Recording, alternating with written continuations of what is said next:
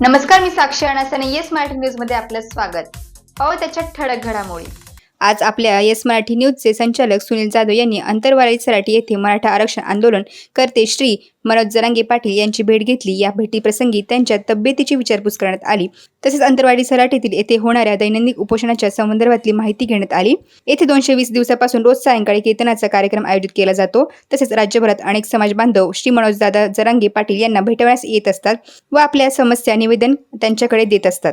या प्रसंगी येस मराठी न्यूजशी बोलताना मनोज दादा पाटील म्हणाले की श्री मनोज मराठा समाजाच्या बांधवांमध्ये आपण जे आंदोलन उभं केलेलं आहे त्यात सरकारने जी फूट पाडण्याचा प्रयत्न केला आहे यामुळे काही प्रमाणात संभ्रम तयार होतोय. तर समाजासाठी काय संदेश द्याल महाराष्ट्रातील तमाम मराठा बांधवांना? महाराष्ट्रातल्या मराठा बांधवांना माझं खास करून सांगणं आहे की मी तुम्हाला मायबाप मानतो. मी तुमचा मुलगा म्हणून काम करतो. मुलगा कधीच मायबापाशी गद्दारी करत नाही, कधीच करत नाही. त्यांचं म्हणणं आहे 10% घ्या आणि मी ते स्वीकारत नाही. माझ्या गोरगरीब मराठ्यांच्यात वाटत होणार आहे, कारण ते टिकणार नाही 10% दिलेलं आरक्षण. माझी मागणी आणि माझ्या समाजाची मागणी ओबीसीतून आरक्षणाची 50%च्या आतमधली आणि सगळे स्वरींची अंमलबजावणी करा.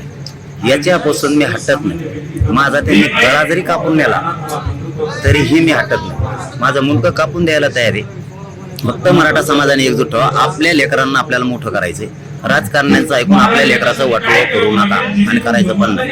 एवढंच माझी तुम्हाला विनंती आहे की एकजूट राहा. स्वतःच्या मुलासाठी, स्वतःचा पक्ष आणि स्वतःचा नेता वाचवण्यासाठी आमदार मराठ्यांचे असून, मंत्री मराठ्यांचे असून सुद्धा तिकडून बोलायला लागलेत. आपल्या लेकरांकडून ते बोलत नाहीत आणि त्यांना आपणच मोठं केलेलं आहे तरी आपल्याकडून बोलत नाहीत. म्हणून आपल्या लेकरासाठी आपण सावध राहा. केंद्रापासून राज्यापर्यंत आपले पोरं नोकऱ्या लागून मोठे होणार आहे. आपण मागतोय त्या आरक्षणातून, म्हणजे सगळ्या सोयऱ्यांचा आणि ओबीसी तेच आरक्षण घ्यायचंय. मी हटत नाही. यांना काय षडयंत्र असायचं तर असू दे.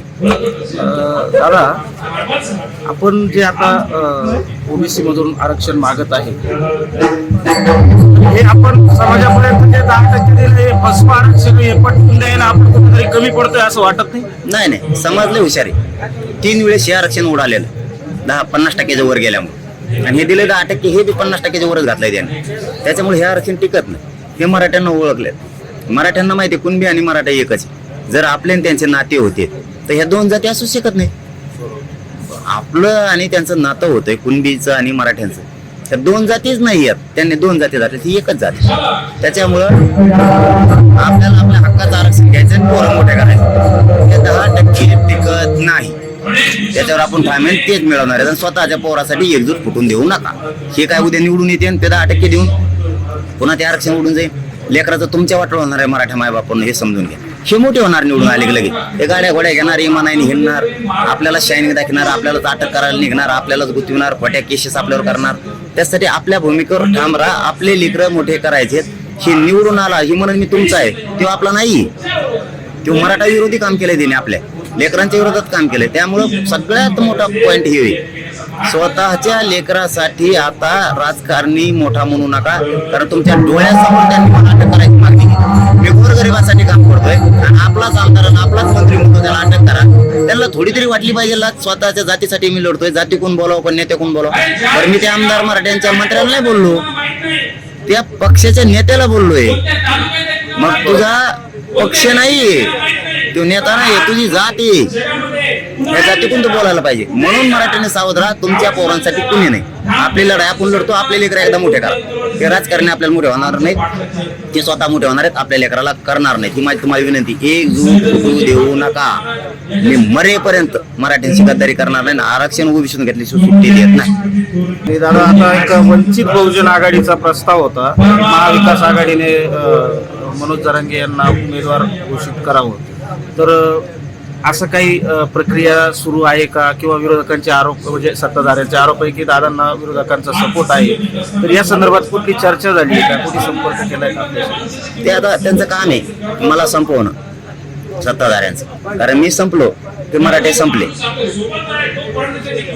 मराठे संपले की मी संपलो, असं हे नातं आहे. मग याला संपवायचं हे त्यांचा डाव आहे. मला गुतवायचं हे त्यांचा डाव आहे. प्रकाश आंबेडकर साहेबांचं घेणार तर मत घ्यायचं असेल ते माणूस खूप प्रामाणिक आहे. एकदा स्पष्ट पाहिजे दिवसापासून पाठिंबा द्यायला आणखीन, म्हणजे भूमिका त्यांची स्पष्ट असते कधी पण. आता त्यांचं ते मोठेपण आहे की काय लोकसभा लढवा अमुक तमुक कधी येते ते त्यांचा मोठा, पण त्यांचा आदर ठेवून सांगतो आणि त्यांच्या शब्दाचाही आदरपूर्वक सांगतो की राजकारण माझा मार्ग नाही, परंतु समाजाच्या पाठीशी तुम्ही गोरगरिबांना न्याय मिळेपर्यंत राहा. धन्यवाद दादा. तुम्हाला आरोग्याची समस्या वारंवार होत आहे. आम्ही सप्तशृंगीच्या चरणी प्रार्थना करतो की तुम्हाला आरोग्याच्या समस्या आहेत त्या दूर व्हाव्यात आणि मराठा समाजापर्यंत निश्चितच हा तुमचा संदेश आम्ही पोहोचवतो. धन्यवाद. श्री मनोज जरांगे पाटील यांची प्रकृती अतिशय खालावली असताना तब्येतीची प्रचंड त्रास होत असताना देखील त्यांनी आपल्या येस मराठी न्यूज चॅनल सोबत त्यांनी आपली प्रतिक्रिया दिली व राज्यभरातील मराठा बांधवांसाठी संदेश देण्यात आला.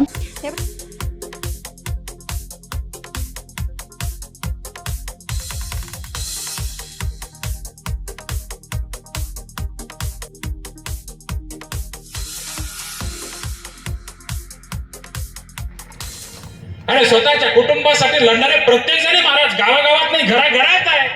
स्वतःसाठी, स्वतःच्या पोटाची खळगी भरण्यासाठी, स्वतःचं घर चालण्यासाठी, स्वतःचं त्या ठिकाणी महाराज नाव व्हावं, ल्यावे खावे बरे असावे सदैव हिची करी हाव संसार.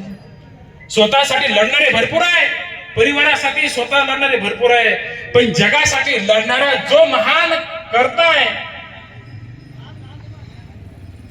तो लाखातून नाही, तो करोडोतून एखादा जन्माला येत असतो. तो आपल्या गावात जन्माला आला हे आपलं भाग्य लक्षात घ्या. आणि जगावर परोपकार करणारी माणसं महाराज मोजकी जन्माला येतात, मोजकी जन्माला येतात. बघा आतापर्यंत इतिहास बघा तुम्ही, अनेक राजे आले, अनेक राजे गेले, उदंडची झाले, जन्मोनिया मेले, होनिया गेले रावरंक. किती काही राजे जन्माला आले, किती काही मेले, आजा गेला, पंजा गेला, बाप नसणार गेला, देखत देखत नातो पण तूही तैसा झाला. अनेक जन्माला आले, अनेक राजे मेले, पण जगासाठी समाजासाठी लढणारे राजे कोट्यातूनच एखादे झाले, ते आपल्या गावात जन्माला आले.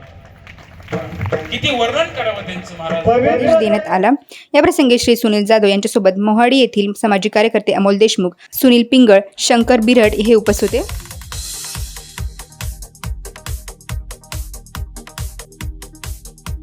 येस मराठीसाठी ब्युरो रिपोर्ट अंतरवाली सराटी.